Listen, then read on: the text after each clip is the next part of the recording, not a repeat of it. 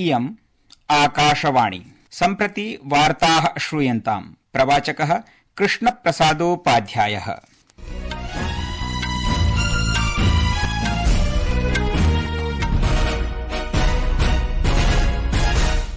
आदौ मुख्यवार्ताः। प्रधानमन्त्री नरेन्द्र मोदी अद्य 16तमे ब्रिक्सेति शिखर सम्मेलने इतर कजान इति क्षेत्रे रूसदेशस्य राष्ट्रपतिना व्लादिमीर पुतिन इत्यनेन सह द्विपक्षीयोपवेशनं कृतवान्। रूस यूक्रेन विवादे श्रीमोदिना भणितं यत् अनयोर्मध्ये चलायमानः विवादः शान्तिपूर्णरीत्या शमितः स्यादिति। राष्ट्रपतिः द्रौपदी मुर्मुः अद्य नवदिल्ल्यां 23-2000 पञ्चमं राष्ट्रिय जल पुरस्कारं दत्तवती। नवदिल्लिना युद्धग्रस्ताय फिलिस्तीनदेशाय 30 टन परिमितस्य मानवीय सहायता सामग्री इत्यस्य प्रथमपुटकं सम्प्रेषितम्। भारतीय रिजर्व बैंक इत्यस्य प्रशासकेन शक्तिकान्त दासेन उक्तं यत् भारतस्य विकासकथा नैरन्तर्येण वरिवर्धमाना अस्ति, यतोहि अस्याः मूलचालकौ उपभोक्ता निवेशापेक्षा च गतिमन्तौ स्तः। अपि च बंगोपसागरीय क्षेत्रे समागतः सागरीय झंझावातः दाना इत्याख्यः उग्रतां भजते।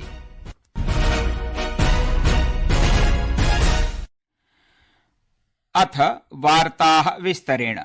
प्रधानमन्त्री नरेन्द्र मोदी अद्य 16तमे ब्रिक्सेति शिखर सम्मेलने इतर कजान इति क्षेत्रे रूसदेशस्य राष्ट्रपतिना व्लादिमीर पुतिन इत्यनेन सह द्विपक्षीयोपवेशनं कृतवान्।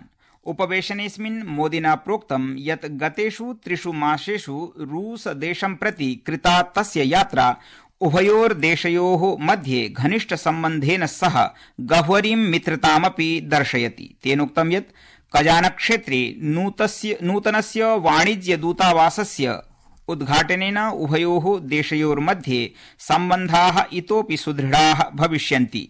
मैं आपकी मित्रता, गर्मजोशी भरे स्वागत और आतिथ्य सत्कार के लिए हार्दिक आभार व्यक्त करता हूं। मेरे लिए खुशी की बात है कि ब्रिक्स समिट के लिए कजान जैसे खूबसूरत शहर में आने का अवसर मिला है। इस शहर के साथ भारत के गहरे और ऐतिहासिक संबंध रहे हैं। कजान में भारत के नए कॉन्सुलेट के खुलने से ये संबंध और मजबूत होंगे। रूस यूक्रेन विवादे श्रीमोदिना भणितं यत् रूस यूक्रेनयोर्मध्ये चलायमाने विवादे भारतदेशः निरन्तरतया सम्पर्के अस्तीति। तेन भारतस्य दृष्टिकोणं पुनाम्रेडितं यत् रूस यूक्रेनयोर्विवादः शान्तिपूर्णरीत्या शमितः स्यादिति। शिखर सम्मेलनस्य अस्य मुख्य विषयः अस्ति न्यायपूर्ण वैश्विक विकासेन सह सुरक्षायै बहुपक्षवादस्य सशक्तीकरणमिति।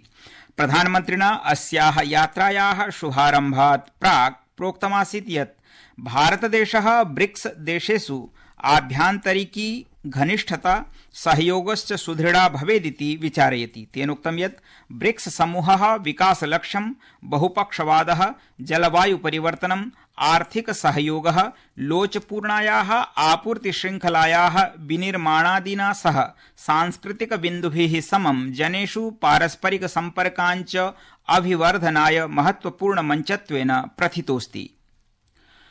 राष्ट्रपतिः द्रौपदी मुर्मुः अद्य नवदिल्ल्यां 23-2000 पञ्चमं राष्ट्रिय जल पुरस्कारं दत्तवती।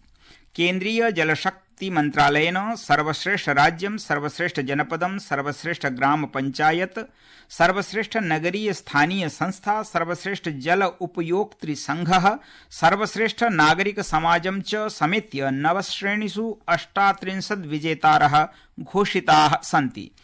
सर्वोत्तम राज्यस्य वर्गे ओडिशा राज्यं प्रथम पुरस्कारं, उत्तरप्रदेशराज्यं द्वितीयस्थानं, गुजरात पुदुच्चेरी राज्ये संयुक्तरूपेण तृतीयस्थानं च प्राप्तवन्तः। प्रत्येकं पुरस्कार विजेत्रे प्रशंसापत्रं, पारितोषिकं तथा च कतिपयेषु वर्गेषु धनपुरस्कारान् अपि प्रदीयन्ते। अस्मिन् अवसरे राष्ट्रपतिः मुर्मुः अवदत् यत् जलजीवन अभियानस्य अन्तर्गतं देशे 78% ग्रामीणगृहेभ्यः नलकूप जलसंयोजनस्य व्यवस्था अभवत्। इतः पूर्वं केवलं 17% ग्रामीणगृहेषु एव सुरक्षितजलस्य उपलब्धिः आसीत्। 2019 में सरकार द्वारा जल जीवन मिशन का शुभारंभ किया गया है। इस मिशन की शुरुआत के समय केवल 17% ग्रामीण परिवार के पास टैप वाटर की सुविधा थी। आज 78% से अधिक परिवारों के पास नल से जल पहुंचा दिया गया है।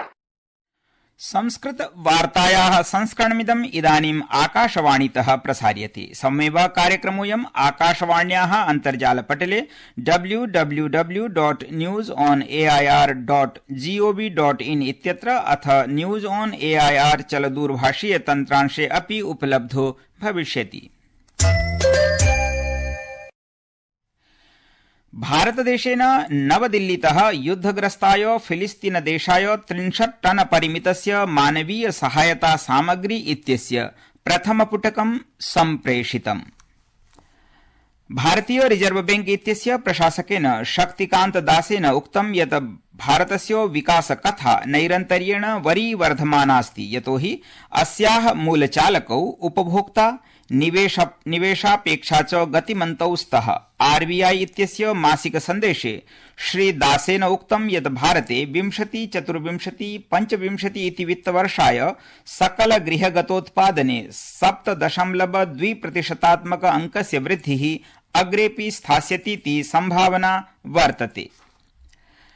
केन्द्रीय गृह सहकारिता मन्त्री अमित शाहः अद्य अवदत् यत् भारतदेशः द्वितीय श्वेतक्रान्तिं कर्तुं सज्जः अस्ति, यस्य उद्देश्यं देशस्य सर्वेषां 8 कोटि दुग्धोत्पादकानां भविष्यत्काले सहकारी मूल संरचनया सह संयोजनमस्ति। अद्य आनन्दनगरे राष्ट्रिय दुग्ध विकास मण्डलस्य हीरक जयन्ती समारोहं सम्बोधयन् श्री शाहः अवदत् यत् वर्तमानकाले दुग्धोत्पादन कृषकेषु केवलं 1.5 कोटि एव कृषकाः सहकारिभिः सह सम्बद्धाः सन्ति। तेषु बहुसंख्यकाः अद्यापि शोषणेन पीडिताः सन्तीति। एनडीडीबी ने पूरे देश भर के किसानों को, देश भर की सहकारिता, देश भर के गांवों में काम करने वाली हमारी किसान माताओं बहनों को न केवल उनका सशक्तिकरण किया, उनको संगठित किया और अपने हक के लिए जागरूक करने का काम किया। बंगोपसागरीय क्षेत्रे समागतः सागरीय झंझावातः दाना इत्याख्यः उग्रतां भजते। अस्मिन् गुरुशुक्रवासरयोः रात्रौ ओडिशा प्रति प्रापणाय झंझावातोऽयम् अग्रसरः अस्ति। भारतीय ऋतुविज्ञान विभागेन अस्य सद्यः आगम्यमानस्य संकटस्य मार्गसूचना सन्दत्ता अस्ति। तदनुसारं बालासोर अथ भद्रक उतो वा केन्द्रपाड़ा तटैः सह अस्य सम्पर्कस्य संभावना अस्ति। सेना प्रमुखः जनरल उपेन्द्र द्विवेदी इत्यनेन विषयेऽस्मिन् सबलं प्रतिपादितं यत् भारत चीनयोर्मध्ये विश्वासस्य प्रतिस्थापनम् उभयोः देशयोः मध्ये सकारात्मक सुदृढ सम्बन्धेभ्यः आवश्यकमस्तीति। जनरल द्विवेदिना अद्य नवदिल्ल्याम् एकस्मिन् कार्यक्रमे उक्तं यत् पूर्वी लद्दाख क्षेत्रस्य वास्तविक नियन्त्रण रेखायां पुनश्चक्रीय निरीक्षण व्यवस्थायाः सम्बन्धे भारत चीनयोर्मध्ये सद्यः एव जातायां सन्धौ टिप्पणीं कुर्वता प्रोक्तं यत् अस्य प्राथमिकोद्देश्यः अस्ति यत् 20अधिक-2000 स्थितिं प्रति सेनयोः प्रत्यावर्तनमिति। तेनोक्तं यत् उभावपि पक्षौ विघटनानन्तरं चरणबद्धरीत्या अग्रे गमनाय पारस्परिकतया आश्वस्तौ सहमतौ च भवेतामिति आवश्यकमस्ति। ध्यातव्यमस्ति यत् भारत चीनदेशौ पूर्वीय लद्दाख क्षेत्रे वास्तविक नियन्त्रण रेखायां रक्षा व्यवस्थाम् आधृत्य सहमतौ जातौ। नवदिल्ल्यां वार्ताहरान् सम्बोधयन् विदेश सचिवः विक्रम मिस्त्री इत्येषः सूचितवान् यत् अनया सहमत्या 2022 वर्षे जातां चिन्तां न्यूनीकर्तुं तस्याः च समाधानम् अन्वेष्टुं साहाय्यं मेलिष्यति।